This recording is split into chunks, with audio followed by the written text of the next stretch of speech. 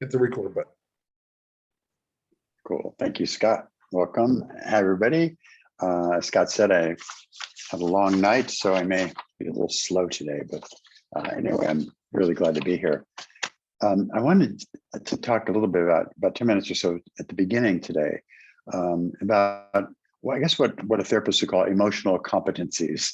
So it's basically the world of addicts and feelings and some of the challenges that we have, especially in recovery, in terms of we start to become familiar with this whole new world of emotions and feelings, and not only how they feel in our bodies, but what to call them and how to express them and how to deal with them. And that's all kind of a new process because addiction is mostly about not feeling. And so as we wake up, I have found with my clients in my own recovery years ago that I didn't quite know how to do stuff. I somehow missed those essential life lessons. So I want to talk about a little bit of those emotional competencies today and what we're looking for. And the first one is basic, but it's really the ability to experience and name a whole range of emotions. And if you think about it, addicts have a lot of trouble with that. And it makes sense because what is addiction? Addiction is a way to numb feelings, to distract ourselves from feelings, to ultimately not feel, to avoid feeling pretty much at all costs. And so that's what we do, whether it's through drugs or porn or sex or gambling or whatever behavior or drug we choose. That's basically what's happening is we are stepping out of our feelings so we don't have to feel it.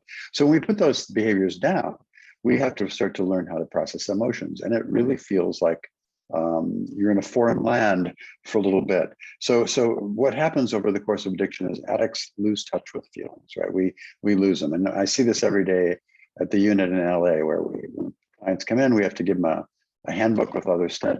And there's several different ways of identifying feelings in there. There's the old emojis, which are kind of handy and really useful actually, because every day in check-in and group, we'll ask, what are you feeling? And oftentimes people resort to looking at those lists to kind of identify it because it's not intuitive at that point. And also we have, I think even more wonderful is this feelings wheel where all the feelings are kind of related and you can see how they're interrelated to each other. And I think that's a great way to kind of build almost a vocabulary, like a foreign language of expanding your range of feelings. So the problem is for any addict, right, is that we want to disconnect from certain feelings, but we'd like to feel others. And the problem is once you start tamping down feelings, disconnecting from them, stepping away from them, you can't pick and choose which feelings you want to do that with. And so over the course of action, all feelings get kind of tamped down. So not only are we avoiding maybe the fear or the anxiety or the shame or whatever it is we're drinking or drugging or acting out over, but we're also tamping down our ability to feel joy or feel happy or feel sadness or feel loneliness or all those things. We've been on the chemsex support group that I run on Tuesdays. Somebody there had just talked about kind of thawing out in recovery and starting to feel the grief of a parent that had passed several years ago, right? And they'd never really been present for it. And so suddenly those feelings are still there and unprocessed. So that's the challenge. So that's the first, I guess we'd call it a competency, is the ability to experience and name a wide range of emotions. Next thing is, okay, we start to feel these feelings. Some of them are pretty powerful and some of them can kind of rock the boat. And the one that probably everybody can think of off the hand is anger. But we see that also with depression and resentments and kind of strong feelings that probably are there anyway, but the addiction has only aggravated it. And so we see a lot of people experience even, strong feelings over the consequences of their addiction and all the wreckage in their marriages and so on. So that ability to deal with anger and depression is really important. And what addicts have done almost inherently is to manage their feelings by relying on some external source. So if I'm consumed with anger and I'm an addict and an active addict, I may choose to drink that down or smoke enough cannabis that I don't really feel it, or act out with porn, so I just dissociate from it. And so these are ways that we kind of manage it. But the trick in recovery is learning as an addict how to manage those feelings with your own internal resources. How do I manage that feeling myself without having to reach for a pill bottle my laptop, or other ways that we can do it to distract ourselves. So and oftentimes we do have those skills as addicts. We've been disconnected from them, but in many cases, especially if we come from dysfunctional families, we may never have learned how to do that. So we rage, or we lose control, or we act out, or we numb out, or just without ever having had good experience with feeling those. So that ability for self-regulation is really critical. And there's a lot of different skills that we can talk about at some other day for that, because there's a lot of ways to do that. But that's a critical piece. The next thing, the third critical competency, I think, in terms of feelings is, okay, once I have this feeling, once I'm, say, feeling a lot of anger or sadness, the ability to shift that feeling, to move it, to do something with it, so you're not trapped with it. And the way we do that is, first of all, we have to identify and name the feeling so we know what we're talking about. But then we have to kind of do something to externalize it out of ourselves. And a great way to do that is talking to somebody else. So that's why we always recommend that the power of connection in recovery. So people can make a phone call, or talk to somebody at a meeting, or grab a coffee with somebody, and just connect and share it. And we know that this is not scientifically validated, but there's a kind of a folklore thing and program that talks about, well, if you give it away, it reduces something's power by half, right? And so the idea is, if you keep talking about it, eventually the power that incident or feeling has over you is going to diminish.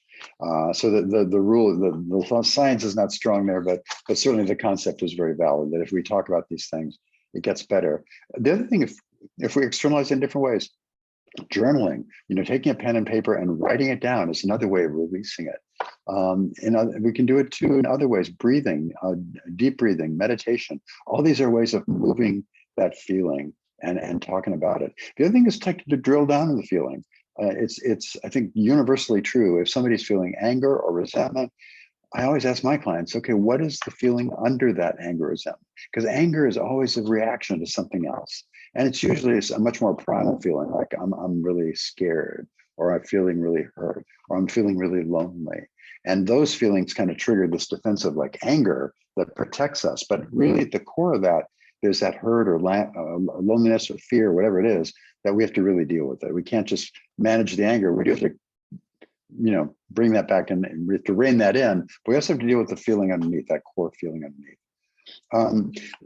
Next thing, number 4 is, we have to move feelings, we have to regulate feelings, but sometimes it's really important to sit in the feeling. And I've found, especially sex addicts and porn addicts, I would call intensity addicts, meaning that there's a lot of, they're driven to that kind of adrenaline, dopamine thing that goes on when you look at porn, or you act out sexually, or you get into kind of high risk addictive behavior. That's flooding your body with stress hormones and adrenaline, and that's the rush. And so that also distracts us from feelings that are uncomfortable. So one of the great feelings that's a really trigger for sex and porn addicts is boredom. So we always talk about boredom with our clients. How do you sit with empty space? How do you sit with a thing when there's just kind of quiet time? Because most intensity addicts, like porn sex addicts, are going to try to fill in that space, because boredom is almost intolerable.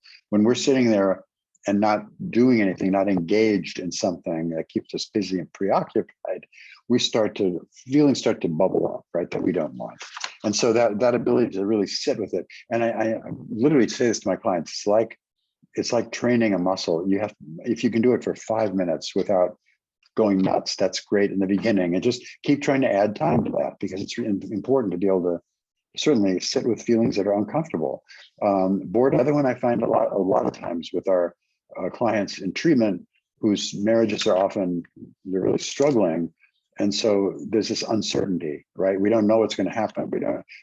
Oftentimes the betrayed partner will rightly, not want to make a decision about the relationship if the disclosure hasn't happened yet. Because they don't know all the details. So that kind of suspense is very difficult for people to. We kind of want the answer now, right? Tell me yes, tell me no, but just tell me. And so sort of living with that uncertainty is something that's really, really bad. And then finally, the last thing I'll talk about is just empathy. And this is another key piece. Empathy is the ability to feel what somebody else is feeling. And every human being is wired for it. It's really exciting in neurology in the last 10 years. They've discovered the the elements, they're still discovering the elements of the empathy circuitry in our brain. So there are now, I think, up to 11 very specific structures in our brain that are designed to help us be with someone and feel what they're feeling. So, and it's a really adaptive kind of human capacity, so we can collaborate and cooperate and fall in love and get close to each other in a way that's really, but that gets really drastically wounded and damaged in addiction. The ability to have compassion, the ability to have empathy, the ability to feel the impact of what we're doing on somebody else, we can intellectually kind of recognize that, but it's easy to put out of our mind. We don't feel it. And that's one of the big challenges we do at the Intensives at Seeking Integrity, is really help people connect with those feelings again and realize, my God, because in many ways, an active addict is numb to all that. And so to really relearn, or sometimes maybe for the first time, if there's trauma, learn how to have that capacity for empathy, which is a critical skill. It's a critical skill to know what I'm feeling, and certainly it's a critical skill to be able to relate, and especially to relate to somebody I love. So those are the kind of main emotional competencies, let's say. So I'll just review them real quick again. First of all, the ability to experience and name a wide range of emotions is the first one. The ability to manage emotions like anger, depression, things that are really strong and typically unpleasant. The ability, if I have an emotional state, to shift it on my own, to say, okay, I'm really lonely. What am I going to do about it? I'm really angry. How can I calm myself down? Those kinds of things to really move. The ability to linger with emotions like boredom or uncertainty. And then finally, the ability to develop capacity for empathy, which is just key for recovery. So that's kind of a quick primer in emotional intelligence, I guess. But those are really key factors for us. I think that's it. Thanks, Scott. Thank you, David. I have a couple of questions, and then we'll get to the Q&A. And we got one in the chat feature, and I got some left from last week. But it strikes me that emotional regulation is just usually something that addicts never learned, or at least healthy emotional regulation. We have absent parents, or neglectful parents, or inconsistent parents. We have, one of a parent's job is to help a child learn to emotionally regulate. And if our parents are addicted themselves, or they're mentally ill, or they're just, absent, emotionally for some reason, we don't learn those skills. So what we do learn is how to escape our feelings. My first escape was reading, and then it was fantasy, and then it was alcohol and drugs and masturbation and sex with strangers and God knows what else. Because I didn't have any healthy emotional regulation skills. And then I came through my whole addiction. I got sober in my 30s, and not my early 30s. And I was basically a little kid emotionally, because I just did not learn a lot of the skills that most adults have. Is that how you see this as well? Totally. And I've talked before, I think those kind of trauma, or what I guess I'll call adverse childhood experiences, right? These things that happen to kids, and it could be not just trauma, it could be neglect, emotional neglect. It could be a sibling who has a disability of some kind, or a chronic illness, or anything that kind of sets the family apart. Suddenly all the focus is going somewhere else, and not on that child and his emotional development and needs. And yeah, so I think kids often then, instead of learning how to regulate emotions in a healthy way, learn how to stifle them, how to escape from them, how to numb them. And exactly I had a very similar path. My first escape was kind of reading and music, but then it turns, went south when I found my way to addictive behaviors and drugs. So yeah, I think in many cases have not ever learned this, or if they've learned how to regulate emotions, it's not a healthy way to do it.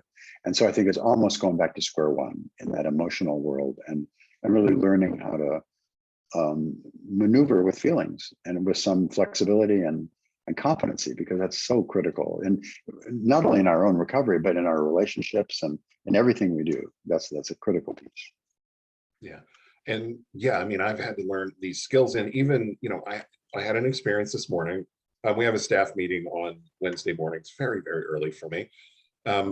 but I'm usually either the first or second one on the call. The other person who gets on the call early is Karen Braun, who's along with David, one of our lead therapists at the treatment center in LA.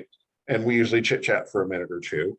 And then other people show up, and Karen said, how you doing today? How you feeling? And I was like, I don't know. And Karen being Karen said, okay, well, what I want you to do is go down inside yourself. And I was like, one of the nice things about not being a client and seeing integrity is I don't have to Not having to do this. I actually said that to her. And I really didn't know how I was feeling, and I didn't want to know. I knew I was like a little off, and I just wasn't in the mood to look at it. So what can somebody like me do in that instance? And then I'll tell you how I got out of it, which is one of your techniques. But I mean, when I don't even want to, when I just don't want to deal, I didn't want to drink or use or act out, but I didn't want to deal with my feelings either. Right. I think what I do when I'm in that space where you just kind of want to not play along is I go to gratitude. Gratitude for me is the way to kind of reverse that. And those are the moments, by the way, when making a short gratitude list is a real struggle because I don't want to do it. I want to stay on my stuff, but I know if I do it, it's going to try to melt it away and it'll reverse it. So that's one way I do it. Just make a call. I don't know. What did you do? How'd you do it? Well, it was interesting. I asked how she was doing, and she started talking about something happening in her life that she's really joyful about, genuinely. And I now, after 20 plus years in recovery, can feel empathy. But 99% of the time, because I'm dealing with addicts, in the work groups who are struggling, or I'm talking to the guys at the treatment center, or I'm talking to people in recovery here. 99% of the time, when I feel strong empathy, it's like somebody's really sad or depressed or afraid, or it's not the good emotions. So I got to feel empathy, which is one of your things here, for joy. And you mentioned when we share our pain, it cuts it in half.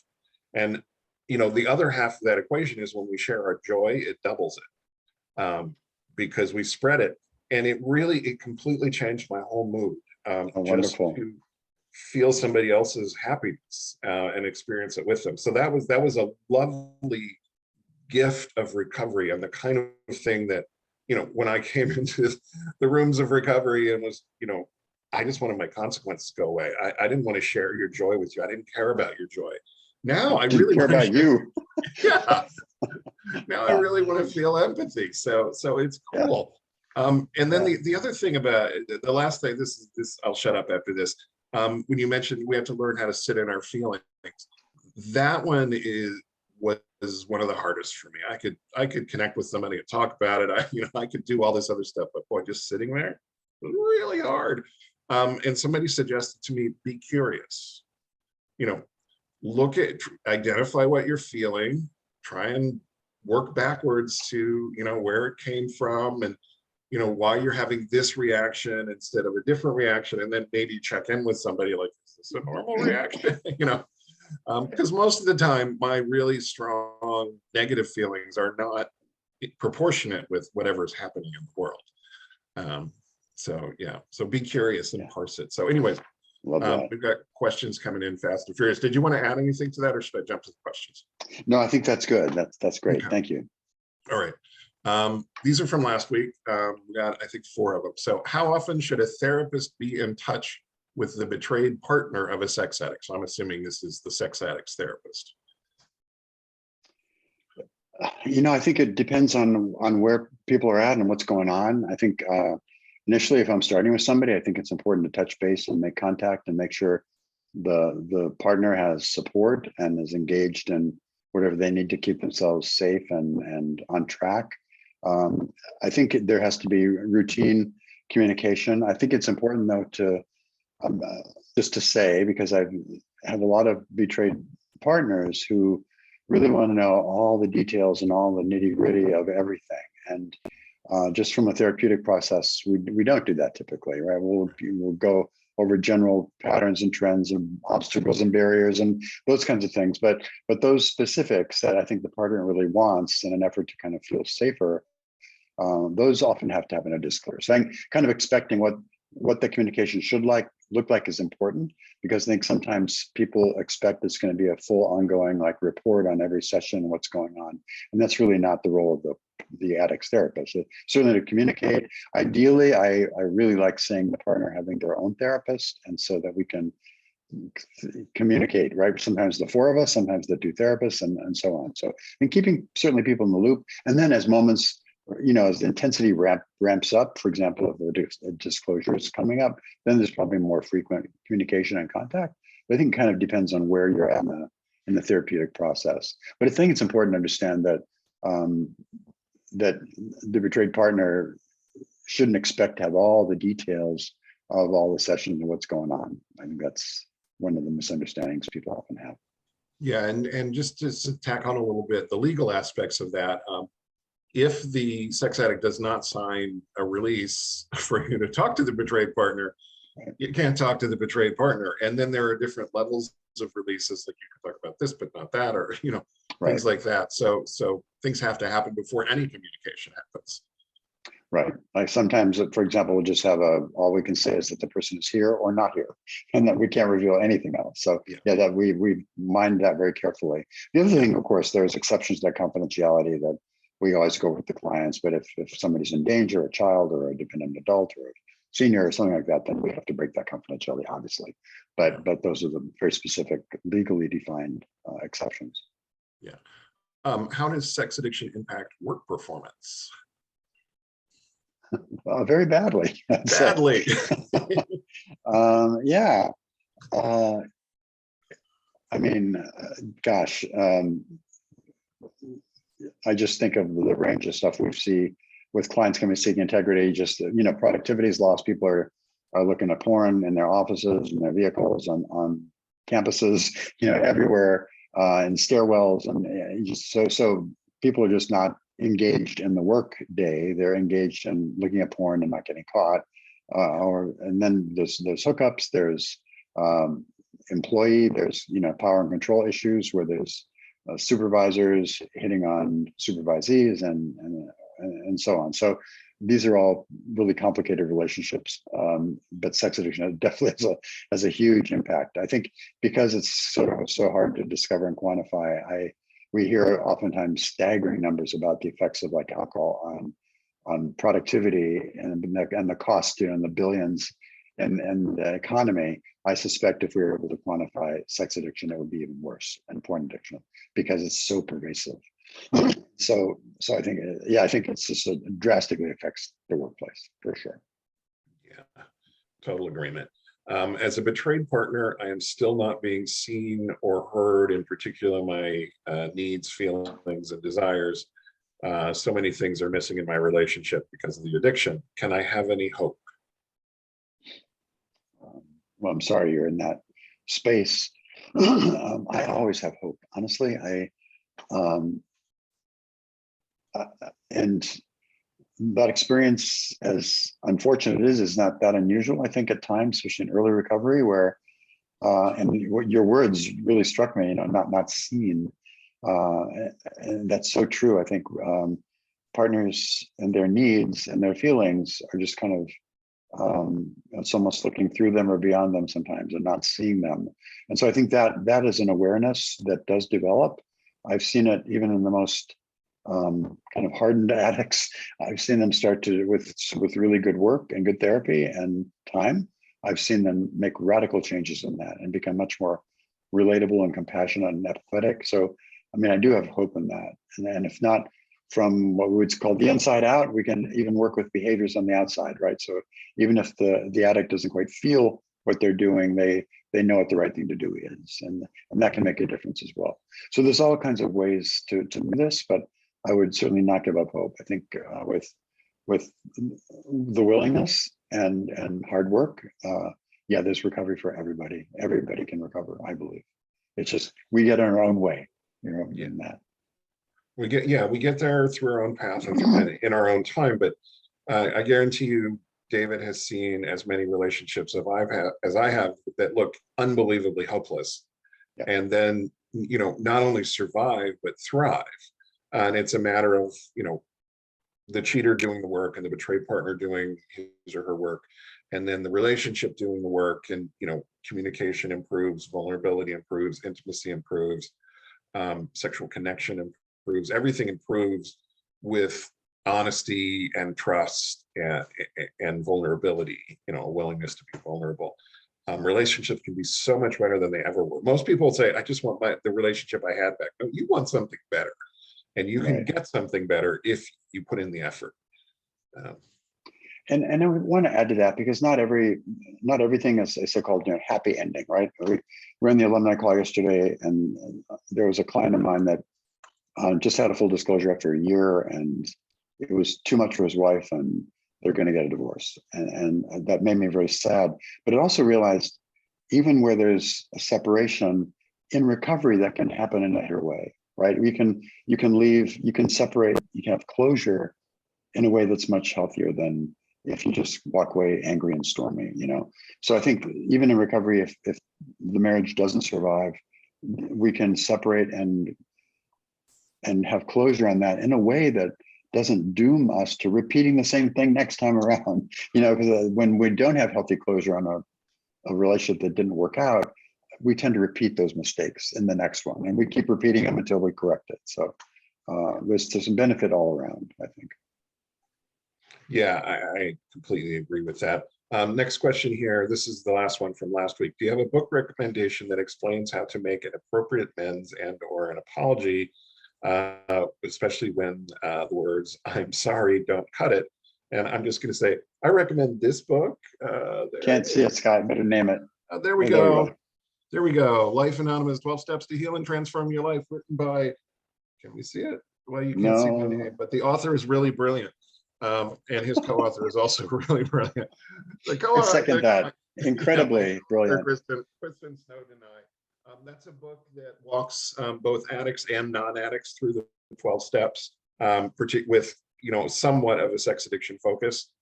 Kristen's a non-addict. She writes from that perspective. I'm obviously an addict. I write from that perspective. Highly recommended. Just step 8 and 9. Read those 2 chapters. So it's called Life Anonymous. And just to throw in there, I think just for people that review the difference between an apology and amend. Apology is based words. How many times have somebody said, "I'm sorry," that will happen again, hundreds, thousands of times to with no good outcome. But an amends is a behavior. It's how I make it my amend by changing my behavior consistently, not telling you I'm going to change my behavior, but actually doing it over time. And that really is what the core of an amend is. And that's where we're going, not for apologies anymore, because those words become hollow after a point. Yeah, I said I'm sorry so many times to so many people. I wasn't, and I didn't change anything. Amends is very different. My sex and porn addict husband gaslit me, rejected me, minimized me. I recognize all of these as behaviors of sex addicts. These are also the actions of someone who is actively cheating. Agree. He and I had many conversations about his father's infidelity. I asked if he recognized his behavior as the same as his dad towards his mom before their divorce. He said he did. I don't believe he is actively in addiction or actively cheating. How do you break the patterns of FOO if you recognize them? I'm not sure what FOO Family means. of origin. Oh, family thank of you. origin. Thank you. How do you break the patterns of the family of origin when you recognize them? First of all, we get such high quality questions here. I'm just always so impressed with the insight and the level of the question. So this is a great question. And I think this is something that comes up all the time, where we see this kind of intergenerational connection of addictive behaviors that just kind of gets passed from one generation to the next. And I agree. You can have some of these. They are symptoms of cheating. You believe he's not, and that could be. I think though these patterns that you see are related not only to the addiction but to patterns of trauma. I think the addiction kind of rolls out of those patterns of trauma or adverse childhood experiences we talked about earlier that happen to kids, and we as parents teach our kids how to cope, or we teach them dysfunctional coping mechanisms as well. Anger, rage, drinking, running, escaping, leaving, whatever those patterns are, blaming. And so I think it's learned behavior that just kind of gets automatically wired into the kid and gets passed on. The beauty of recovery is that we can have a chance to interrupt that pattern really for our children and our children's children, right? One of the ways I made peace with my dad, who we had a strong relationship, was that I realized he was also very wounded from his father, right? And we just kind of passed it on. And so if we can correct that at the beginning, but that takes not only recovery, I believe it takes a lot of therapy. I think it takes probably often some trauma work too, because those old patterns that we learned from our parents as children are literally kind of hardwired, and we have to kind of really almost reprogram ourselves to learn different ways and new ways of thinking. And as Scott said earlier, I think it's not a matter of reclaiming the emotional lives we had before the addiction. It's like learning for the first time, because we never got this stuff. Right. And so I agree with you. I believe those patterns can be broken. I think it's often going to take trauma work and some good therapy along with recovery. Yeah. There's a book called, that came out, I don't know, it was really popular for a while, called Everything I Need to Know I Learned in Kindergarten. And the fact of the matter is, I didn't learn all that stuff. Yeah. That's what I didn't learn. It's like, be nice to people, be nice to yourself.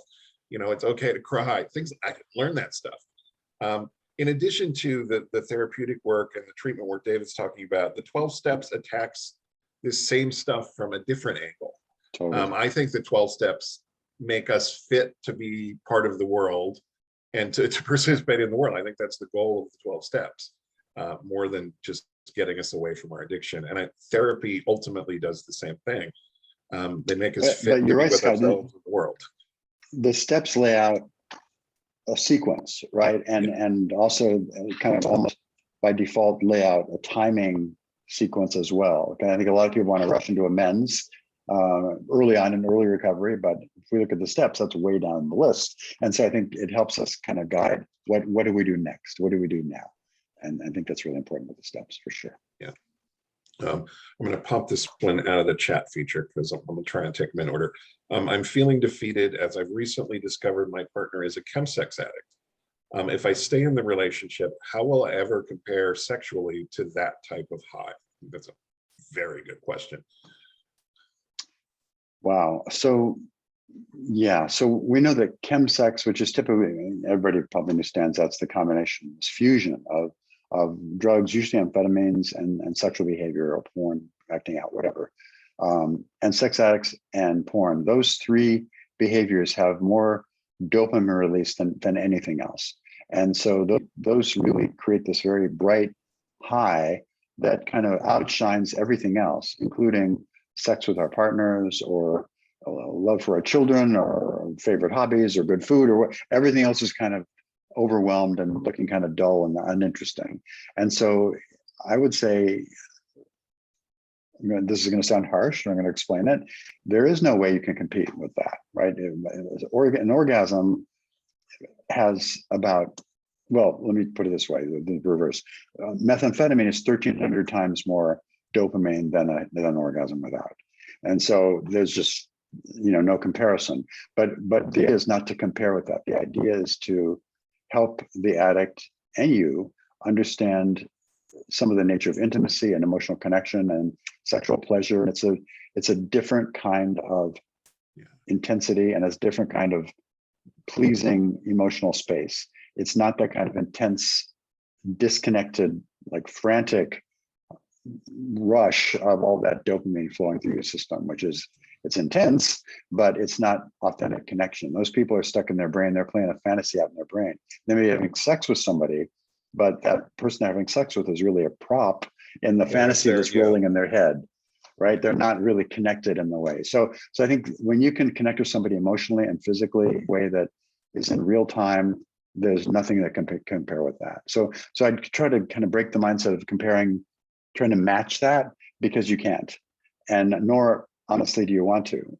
It's just not sustainable. It's just it's a whole different thing. So I would just really what I do for long-term people like this in relationships for chemsex recovery is really look at those elements of emotional competency. Some of the stuff we're talking today, these skills, learning how to relate, learning a compassion, empathy, and learning about what healthy sexuality is for them. and how that works. So I think it's a whole different direction of movement in recovery. Yeah, and I just want to add from a neurochemical standpoint, chemsex it's a one-trick pony. It's just one facet of, I mean, there's a whole lot of neurochemicals in our head that bring us pleasure. Dopamine is one of them. And Right. and we don't get things like serotonin or oxytocin that flow when we feel connected and valued. And really ultimately most sex addicts and the chemsex addicts I know who have come back to earth from it, they say they really value the feelings of connection. It's better to feel connected and have a little bit of dopamine than to feel disconnected and have a massive amount of dopamine. They learn that, oh, this is actually way better. But Right. yeah, Right. but it's also way scarier because we have to become vulnerable and tell the truth and all that kind of stuff. Right. So The whole intimacy thing. yeah, God forbid.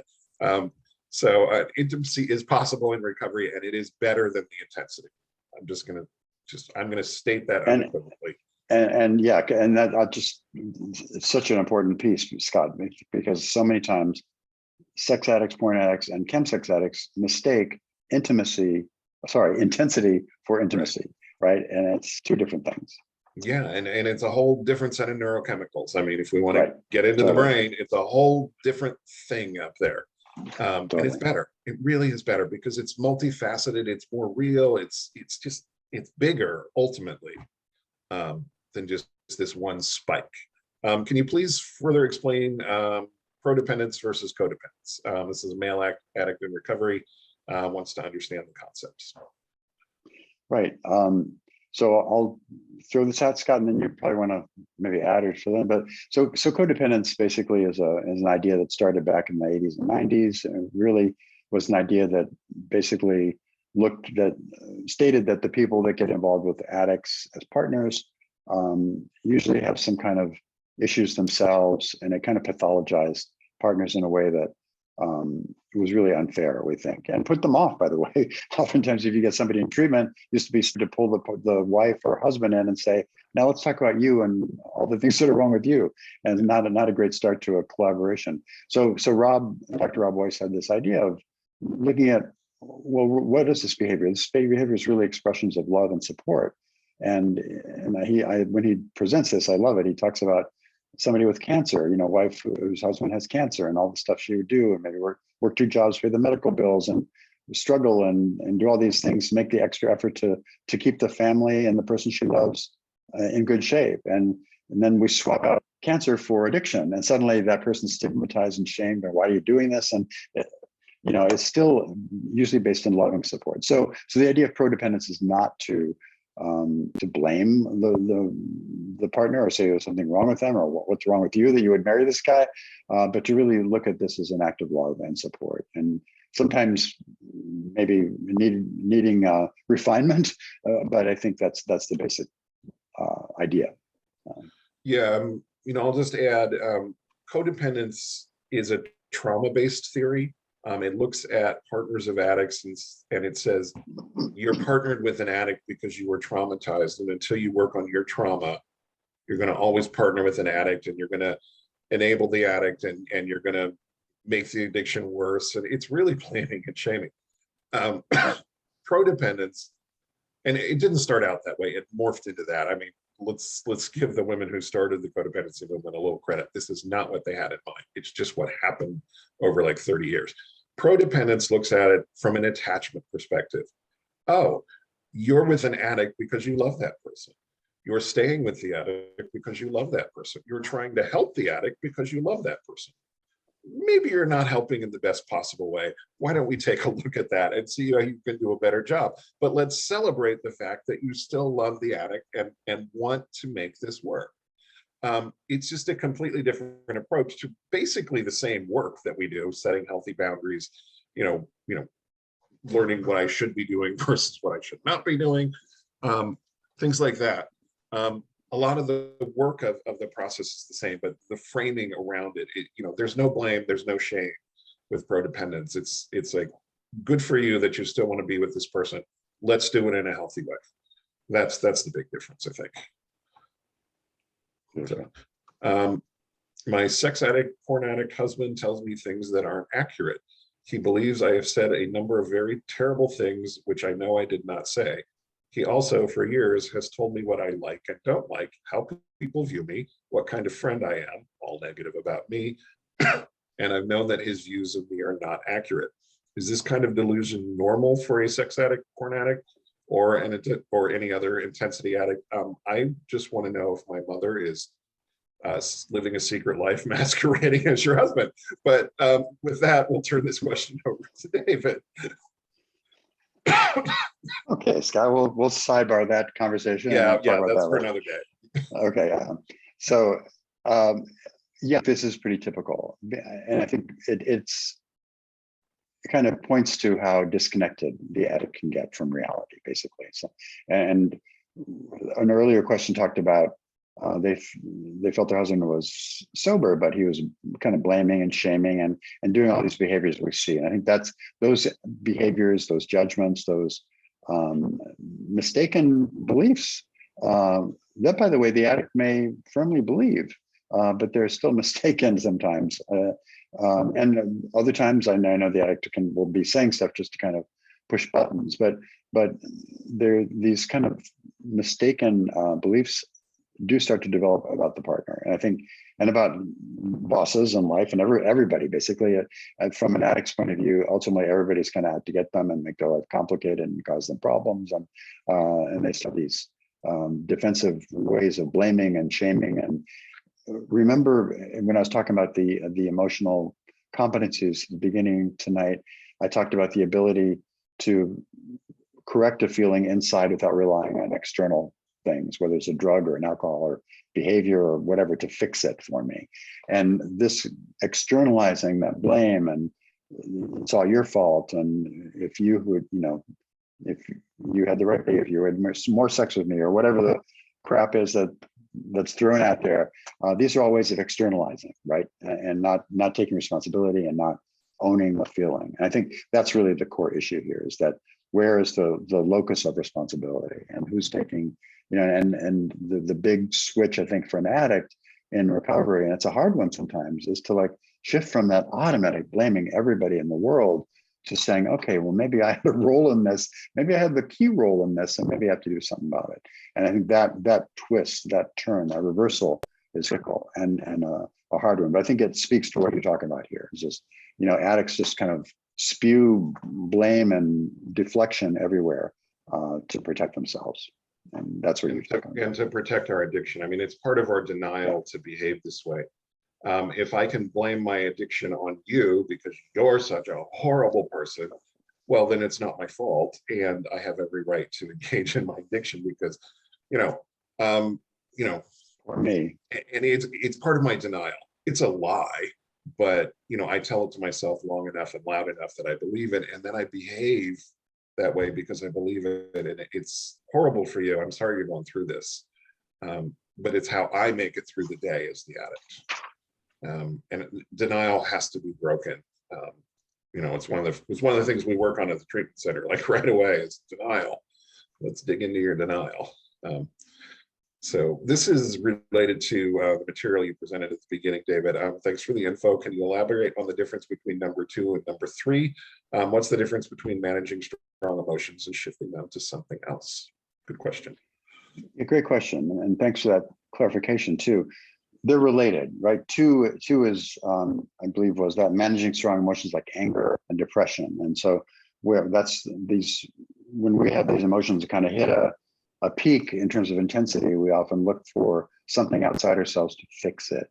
And I think learning how to rely less or not at all on external things, and having the ability to like calm myself down to, if I'm feeling depressive symptoms, and sometimes, of course, that's biochemical. We do need medication, obviously, for in certain cases. But in terms of routine feelings, if I'm just really angry or really feeling lonely, say, what can I do with that? How can I work with that? What skills do I have myself that I can use to manage that? So that's number 2. The third one was how to shift the state, and that's a related thing. But basically, I guess shifting would be part of the strategy of number two, right? Had to manage that on my own. But it's a little more complete in a different direction, number three, meaning what I was trying to say is that we have to not only regulate that emotion and control it in a way, but then what do we do with it? How do we move it? And my belief is that emotions are meant to be identified and felt and then released. We're not meant to live in grief for 20 years or walk around depressed all the time or anger all the time. Again, some of these are biochemical, and that adds an element of complexity to it. But for the most part, for most daily emotions, we can feel them and we can express them and we can release them in healthy ways. I think that third part is just not just that internal process of regulating them like number two, but also then taking it and getting it out of my life, kind of moving on and getting out of my life. So they're certainly related, but one is about that internal process of just kind of what can I do without relying on something else, and the third one is kind of, okay, how do I take this and process it and release it. Yeah, I'm going to take this next one from the chat feature. I'm trying to go in the order they arrived. I'm going to shorten it though. What is the difference between sex addiction and love addiction? And then the second half of that is, can you be a sex addict in the beginning and then develop love addiction? This is somebody whose husband was in recovery for sex addiction, read about love addiction, and now thinks he might be more of a love addict than a sex addict. So what's the difference? How are they related? Yeah, so sex addiction is obviously using sexual behavior or porn, I'm going to classify them together, as a way of soothing ourselves, relieving ourselves, numbing, distracting. It's using those behaviors to manage emotions, but in an unhealthy way. And it's all about intensity and that need, and it's just focused on the sexual behavior. It's all about dopamine and adrenaline. It's fight or flight. Romance addiction, love addiction are very similar. That really is, it can involve sexual behavior, but for the large part, it's more relational, and it's more like falling in love with the neurochemicals that happen when you fall in love. And we talked about some of the differences before: oxytocin, serotonin, norepinephrine. It's a different profile. It's not fight or flight kind of chemistry in our mind. It's more feeling satisfied and settled, and that's when we first fall in love with somebody, there's a period called limerence, where our hormones are just raging for 3 or 4 months. We're obsessed with the person, and it's a strange time, but it's a very intoxicating time. That the oxytocin and all the other neurochemicals that flow during that limerence period are really mood changers. And I think a lot of romance and love addiction is all about addiction to that neurochemical. So when we fall in love with somebody, we have that limerence. It fades after 2 or 3 months, really. Our bodies compensate and we get back to normal. And so that high stops. And a lot of times people think they've fallen out of love and they move on to the next one. So they're almost like these serial early relationship addicts that are addicted to that love and romance. So I think as opposed to the sexual acting out itself, it's more of this more complete kind of emotional, relational fantasy. They're both fantasy based and not reality based really in much of any way, but they're just different focuses, although they certainly can overlap. I guess that's the easiest way to put it. Yeah. I always think about it as sex addicts will promise you love so they can get sex, whereas love addicts will promise you sex so they can experience limerence. We're engaging in the same behaviors most of the time. It's a slightly different neurochemical high, as David said. Love addicts want the neurochemicals of limerence, and I actually think love addiction is a misnomer. We should call it limerence addiction or early romance addiction, because that is that's what it is. It's not love addiction. Most love addicts don't know what real love is, because they're stuck in limerence. They think limerence is real love. Limerence is what gets us through the getting to know you stage, so that we can develop deeper, more meaningful connections over time that keep us together, so we can have kids and raise kids and build a home and a life. But limerence fades, and that's normal. It's supposed to fade. It should. Yeah, exactly. Yeah, but exactly. Limerence addicts, or love addicts, if you want to call them that, just seem to not get that. It's a high. It's just a different high, but they're still seeking that mood changing. Element. Yeah. Same purpose. It's still all about escaping emotional discomfort and getting high. And getting high is about manipulating neurochemistry. We put an artificial input of some sort into our brain so that certain neurochemicals were released, whether we're drinking or taking, meth, or, having, repetitive early relationships. We're still or gambling or any of that. Yeah, it's all about what happens in the brain, and we use it for escape. Right. So yeah, exactly right. I love this next question too. Can you please break down what it means to sit in one's feeling? I didn't learn that in my FOO, family of origin. I learned something new today. This question's from a betrayed partner. So how do we sit in our feelings? Yeah, I think so. When I say sit in your feelings, what I mean is that to really feel it, right? I don't mean to sit there and wail in it or get bogged down. But I think so many times, as soon as we have a feeling, we run from it, or we medicate it, or we take something to manage it or do something with it. And I think I look at feelings as very important early warning systems for us. Feelings are the way we experience the world, and including danger in the world, and they don't know what's happening with us. And so, and these are this kind of brilliant emotional wiring that connects our bodies and our minds, and this thing called feelings. And so, if I'm scared, I need to pay attention. Okay, what's going on there? And is it a real scare? Or is it left over from when I was 4 years old, traumatized, or is it something that I really need to pay attention to protect myself? So I think sit with the feeling. What I mean is long enough to identify what it is, what's going on, and what I can do about it in a healthy way, and not to react. I think a lot of people will start to get a feeling and just try to obliterate it as fast as they can, or escape it, or change it, or move it. But I think we have to slow that process down, because feelings, every feeling, doesn't matter what you have. It could be an unpleasant feeling. It's an important information. Your body and your mind is trying to tell you something. And I think we need to pay attention to it. The problem, when we sit in it too long, we get locked into it. And I think that's kind of the distinction I make between fear, which is a healthy thing. If I'm experiencing fear, then I kind of know, gee, there's something to pay attention to, because I might be in some kind of danger, emotional, physical, whatever. But if I sit in that fear and kind of get in this endless loops that repeat that fear, and I get preoccupied with it, that turns into anxiety, right? Anxiety is not something that I think is valuable. Anxiety is, to me, is fear that's been kind of locked up in this loop that we can't get out of. Fear itself is a good thing. You don't want to lose fear. You don't want to numb out fear, because that could save your life. Anxiety, not so much, right? That's feeling that's been grabbed onto and just kind of stuck in this endless loop without being processed and released.